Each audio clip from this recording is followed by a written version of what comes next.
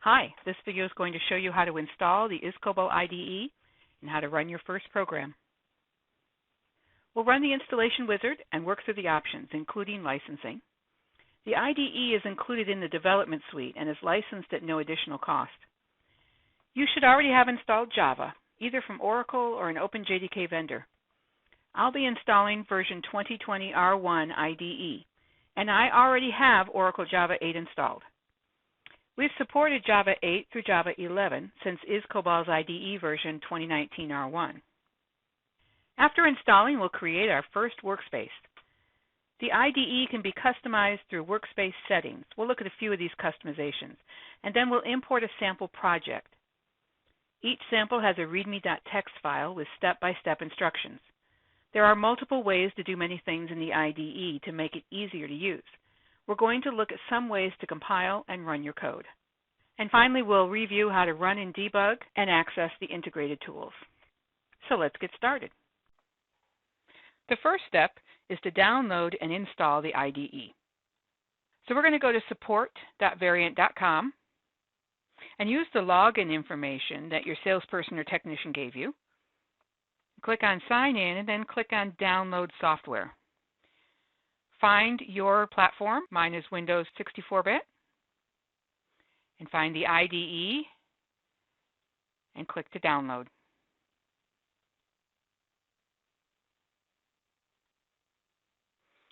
When it's done, go to your Downloads folder, find your download, and run it by clicking on it. And that will start the install wizard. Click on Next. Read the license agreement, accept it, click on Next. I'm going to keep the default location in Program Files. Next. I'm going to install the IDE but not the documentation because I prefer the online documentation. Next. It found my Oracle Java JDK 1.8. Next. I do want a license, so yes. I want to provide the compiler license. Let's go back to our Downloads folder where I've put my isCOBOL.properties file and open that up. Here's my compiler license. Copy and paste it, and next. Next is a runtime license. I will provide that. Here it is, copy, paste, and next. I don't have a database bridge license, so I'll skip that activation. The same for the EIS license, and the same for the mobile license. I do want to create a Start Menu folder, so next, and it will start the download. It tells me where it put the license file, and I'll click on OK. I'll uncheck this because I don't want to run the IDE yet. Click on Finish, and I'm done with the installation. Let's take a look at that license file. It's here in my C users. I'm logged in as administrator. And here's my isCOBOL properties file. You can see it says it was added from the setup. To start the IDE, go to your Start menu and click on the isCOBOL IDE. The first decision you have to make is where is your sandbox going to be, your workspace. I'm going to choose the default here, and I'll click on Launch. The first time you start any workspace, you'll be asked to select the workspace type. This will set up some default settings. I'll keep the default of isCOBOL and Finish. This is telling me that the workspace settings were saved, but you can change them, and we are going to change a few. So we'll look at that in a moment. And here's the IDE. On the left-hand side are the three tabs that will organize your files. This is your work area.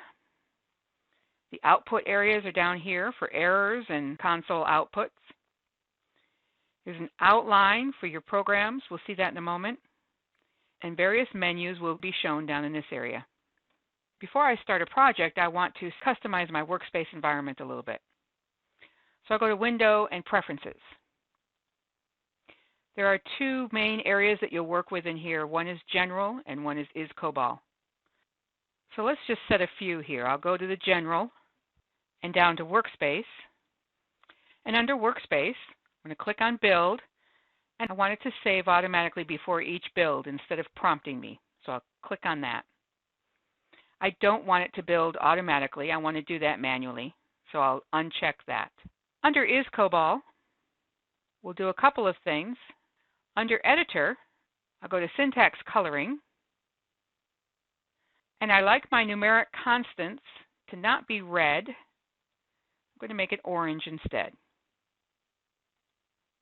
Another change I customarily make is I'll go to the Run Debug section under isCOBOL, and I will use the external debugger rather than the internal because I like it to be separate from the IDE. So I'll apply those changes and close this window. Next, I'm going to bring in one of the sample projects. I'll right-click and import under General an existing project into the workspace. And I will browse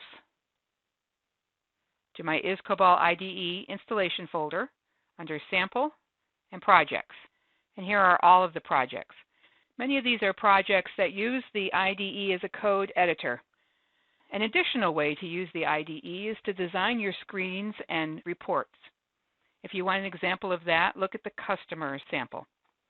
But in this video, we're going to look at data access and files. So I'll select that folder, and you can see that there's one project in there called Files. I don't want to work on that original code. I want to make a copy of it to work on, so I'll copy the projects into my workspace and click on Finish. And here is my Files program with some copybooks and isCOBOL.properties configuration file in my resources directory and various source codes. We're going to work with the index.cbl, so I'll double-click on that to open it up in the code editor. You can see the automatic coloring is there. Note that my numeric values are in orange instead of red because I changed it to be that way. There are a lot of features here. I can't show them all to you, but let me show you a few. There is code completion.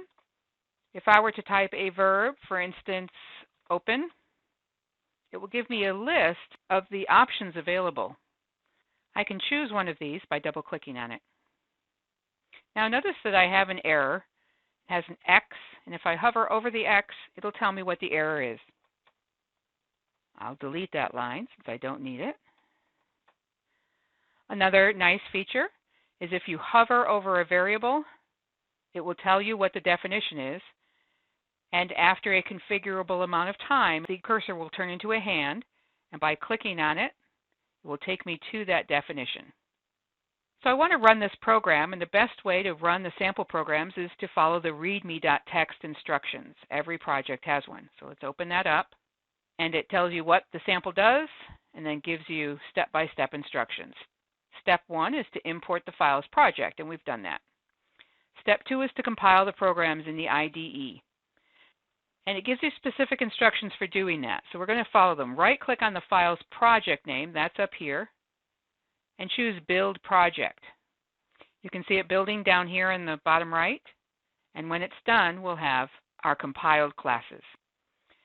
Step 3 is only applicable if the ISAM files are in C-tree format. We're using the native JISAM.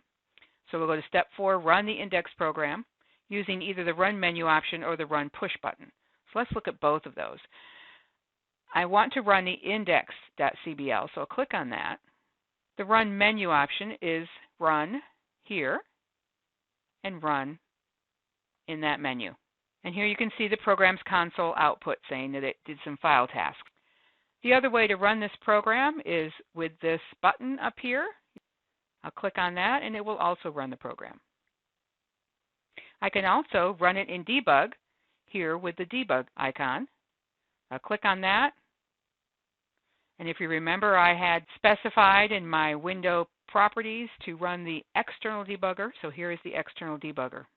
And I will step by clicking here, or I can type an S down here and press Enter repeatedly. and I can hover over a variable and it will tell me what the value is, or I can see it up here in the current variables. And when I'm ready, I can click on this button to resume. It'll tell me the program is finished, and I can either click on the X or type exit to exit the debugger. Now this program created an indexed file, and according to the isCOBOL properties found under Resources, it's going to store that file in the data folder. So here's your data folder, and I need to right-click on it and refresh, and now we have our data files accessible. So let's take a look at that data file with JUtil. I'll click on isCOBOL Tools and Utilities, move down to JUtil and Info. I want to get my JISAM file from the workspace, and I'll browse to the Files Project and the Data folder.